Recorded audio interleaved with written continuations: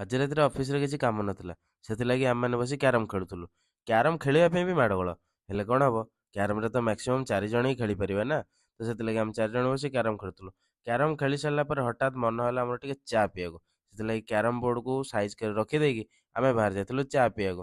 ବାହାରେ ପ୍ରବଳ ଶୀତ, ସେଥିଲାଗି ଜ୍ୟାକେଟ୍ ପିନ୍ଧିବା ନିହାତି ଜରୁରୀ।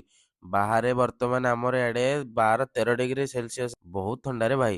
ସେଥିଲାଗି ଜ୍ୟାକେଟ୍ ଫ୍ୟାକେଟ୍ ପିନ୍ଧିକି ଆମେମାନେ ରେଡି ହେଇଯାଇଥିଲୁ ଚା ପିଇବାକୁ ଯିବା ପାଇଁ। ଚା ପିଇବା ନା ଶୁଣିବା ମାତ୍ରେ ତପୁ ଆମର ଧଡିକିନି ଯାଇ ଗାଡ଼ିଟା ବାହାର କରିଥିଲା, ଆଉ ଆମେ 3 ଜଣ ବସି ବାହାରି ଯାଇଥିଲୁ ଚା ପିଇବା। ଶୀତରେ ଥରେ ଥରେ ଦୋକାନରେ ପହଞ୍ଚିବା ମାତ୍ରେ ହିଁ ଆମେ ମଗେଇ ଦେଇଥିଲୁ 2ଟା ଚା। ଚା ଟିକେ ପିଇଲୁ, ନମକିନ୍ ଟିକେ ଖାଇଲୁ, ଚୁଡ଼ା ମିକ୍ସଚର ବି ଟିକେ ଖାଇଲୁ।